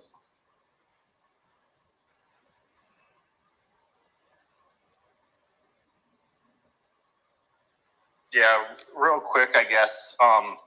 The thing with the building additional projects, I think pTGC and UFO are at the point to where anything additional to the ecosystem needs to be very, very strong and needed. Because at a certain point, we don't want to divert economic energy to other things. And I think if, a good product comes out that isn't diverting but help onboarding to the ecosystem, that's important. But for me personally, I'm just trying to focus on educating people on the two protocols that we have. And this isn't like anything against other people building on top of the protocol or community tokens that help pTGC. I'm all for that kind of stuff, like people doing something that's great. But for me personally, I feel like I have a duty of pTGC and UFO to just keep educating on the systems that I believe in and trust. And that's where my intentions are moving into this bull run. Yeah, I think too, when it comes to the question about lending, there's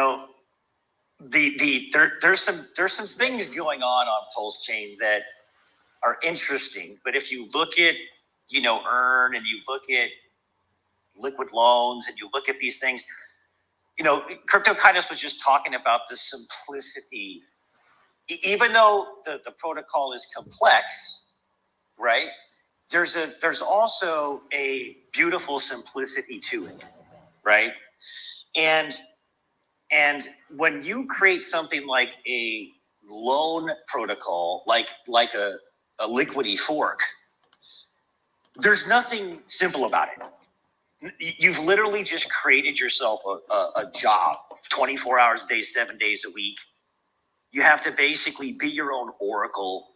There is no chain link or working oracle, and so it diverts so much energy toward something else. So it's like if you want to create a loan, it's one of those things where look at how much activity is actually on it now. But later, if somebody wants to build something like that, when there is a proper oracle, maybe Chainlink decides to come over to Pulse Chain, or that to me, that would be something that maybe somebody would look at then. But I don't know. I think that, if somebody wants to do that, obviously they can. But it's literally like giving yourself a full-time freaking job,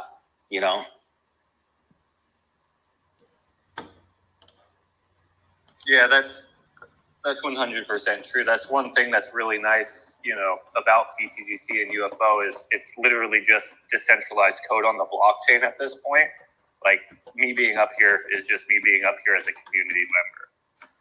Mando being up here, obviously Mando is just a community member, but I'm saying it's like there isn't technically a job that we have to fulfill for people.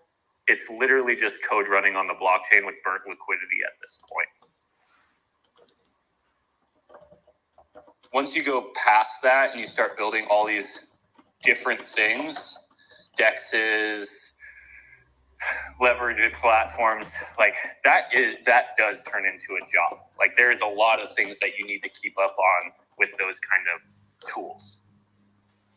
But this is, at a certain point, just decentralized code on the blockchain with math in the code that helps push the price up, gives trustless yield to users, gives trustless LP to users, and literally buys the supply out of what's remaining in the liquidity pool, burns it, buys the supply out of what's remaining in the liquidity pool, sends it to the current holders, buys tokens out of the liquidity pool, adds it to LP, and in turn, what's that do? It pushes the price up, making it so the holders of the token obviously gain value.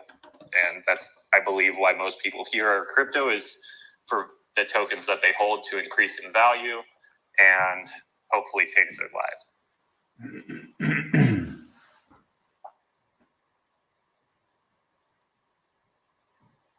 Zen, you want to bring Queen of Crypto up? Yeah, I think I made her a speaker if she wants to talk.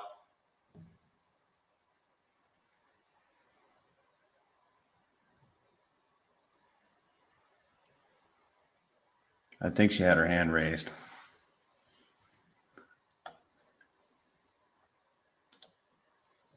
I see her as a listener. Is she a speaker on your end? Yeah, she's a speaker. I made her a speaker. Queen of Crypto, you got something you'd like to share? or a question?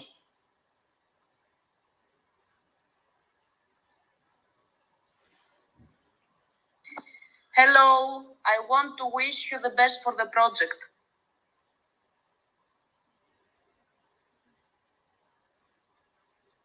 Well, that was kind. Thank you. Yeah.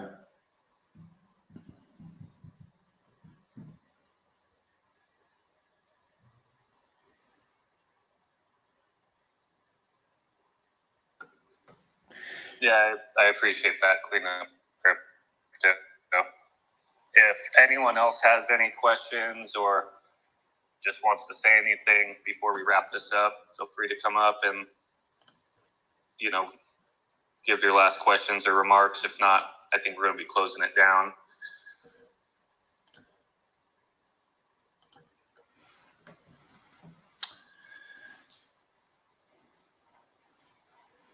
Yeah, I think the space is exhausted, man. I think everybody's ready to go enjoy their Saturday. Yeah, awesome. Banana, thank you for co-hosting it. Thank you for doing everything you do. Mando, thank you for coming up and obviously educating us all on the ecosystem and being here to support it. I really appreciate it. The Zoo, thank you for bringing your questions. Everyone else, I think Crypto Kindness came up. I really appreciate you coming up and kind of telling us what you like about pTGC as well. We appreciate everyone coming up because really that's why we're here, is we want people to come up and add to the conversation, or you just have to hear me and Banana talk the whole time, which gets boring. So no offense to Banana. They've just heard it so many times now. The simplicity is the simplicity, but you still have to go over that activity and the beautiful things that are happening on a weekly basis, man. It's just fun to do it, It never gets old to me. Yeah, it's a lot. Like I was saying, right now I'm just focusing on educating people on the system. We have people that have been in the system for 8 months that I still find things that I'm educating them on. So that means it's not the easiest thing to understand. I feel like a lot of people here on Hex are actually on the higher end of their crypto knowledge. So, the thing is, if we can educate them on how liquidity works, ratios work, how the system works, how mathematically it keeps chugging upwards, what that does is that makes our community stronger and more educated on the system, which really helps us moving forward, right? Because then they can go and educate other people now. And it's not just you or me or Banana up here educating. We create a lot of people who can educate others, right? Absolutely. You want an army of competent users that could go out and share.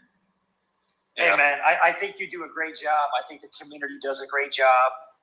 Thank you, Prairie. I think that there's a lot of amazing content. YouTube information's out there starting to get really good. We're always in the TG for you to ask your questions. Come in. A lot of the times, if you got something, we just open up the VC right there for you and have a conversation. So it's really good, interaction with the community. And feel free to jump in. If you're new, feel free to jump in. Follow us. Follow pTGC and UFO on X, and jump in the TG, ask some questions, and have some good conversation. Yeah. Hey, Mando, I just brought up Steve. He might have a quick question before we close it down. Awesome. Yeah. What's up, Steve? Hello? What's going on, Steve? Hiya. Yeah, I have a quick question. Is anybody here directly related to the Telegram pTGC group? Yes, we're all community members of it. I got banned from that group. Can I get unbanned? What was the reason why you got banned? The bot probably auto-kicked him. Yeah, the bot, sorry, man. The bot sometimes auto-kicks people when they don't chat for long. And stuff like that. You're breaking up. You're breaking up, Zach. Steve, what is your handle for TG? I think it's just Steve, but I've got a picture of like a toad.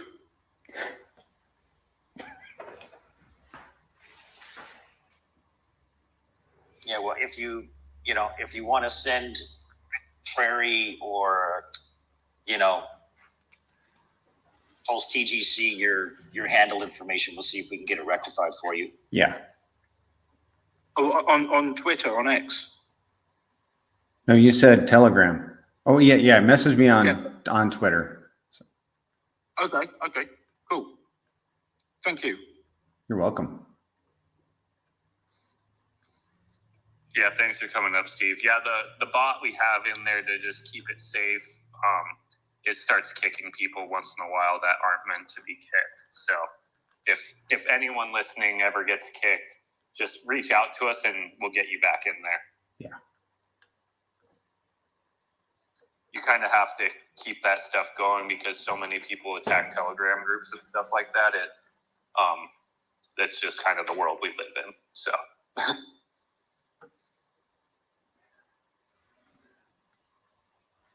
All right, guys, I'm going to close it down.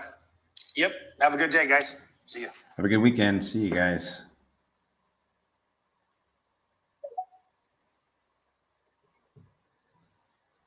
All right, that's it for the space. I was hoping that the Roots would come up and talk. That would have been fun, but maybe next time. Guys, thank you for joining us. Subscribe to my channel if you're not already. And you guys have a great weekend. We'll see you on Monday. We have a space on Monday, 8:30 p.m. Eastern. And again, next Saturday, 10 a.m. Eastern. Thanks so much.